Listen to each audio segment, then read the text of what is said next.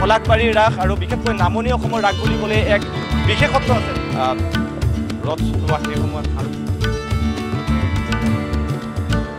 জৰিয়তে দৃশ্য দেখুৱাৰ বাবে অনুৰোধ কৰিছোঁ আমি দেখুৱাই আছোঁ এয়া হৈছে মই পুনৰবাৰ কৈছোঁ যে উজনি অসমৰ যি স্নান কৰি থাকে স্থানৰ সময়ত যেনেধৰণে শ্ৰীকৃষ্ণই তেওঁলোকৰ বস্ত্ৰসমূহ লুকুৱাই ৰাখে সেই তেনেধৰণৰ ইয়াত দৃশ্য উপস্থাপন হৈছে কংসক যেনেধৰণে বধ কৰা হৈছিল সেয়া ইয়াত উপস্থাপন কৰা হৈছে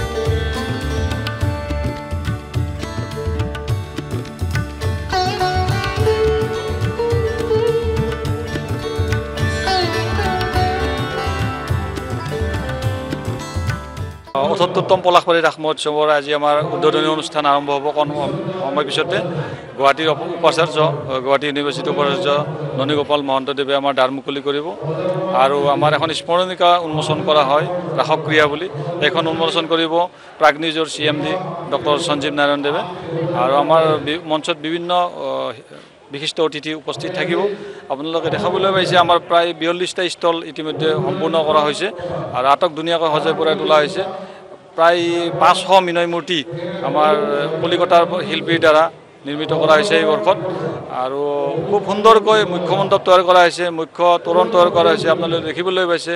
অকণমান সময় পিছতে আমাৰ দ্বাৰ মুকলি অনুষ্ঠান আৰম্ভ হ'ব আৰু আপোনালোকক চেনেলৰ জৰিয়তে অসমৰ গোটেই ৰাসপ্ৰেমী ৰাইজক আমাৰ ইয়ালৈ নিমন্ত্ৰণ জনাইছোঁ আটাই আহি আমাৰ ইয়াতে যেন অনুষ্ঠানটো সুন্দৰভাৱে উপভোগ কৰে প্ৰথমে মই আপোনালোকৰ NB নিউজক মই ধন্যবাদ জনাইছোঁ আৰু আপোনালোকৰ NB নিউজৰ জৰিয়তে মই সমগ্ৰ অসমবাসীকে আমন্ত্ৰণ জনাইছোঁ তেওঁলোকে আহি শান্তিপূৰ্ণভাৱে আমাৰ ৰাস উপভোগ কৰক আৰু শ্ৰীকৃষ্ণৰ ওচৰত মই প্ৰাৰ্থনা জনাইছোঁ যাতে আমাৰ সকলো ৰাইজে সুখে শান্তিৰে বাস কৰিব পাৰে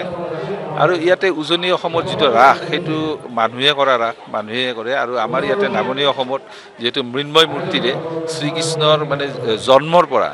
একেবাৰে শেষলৈকে গোটেইখিনি কথা মৃন্ময় মূৰ্তিৰে দাঙি ধৰা হয়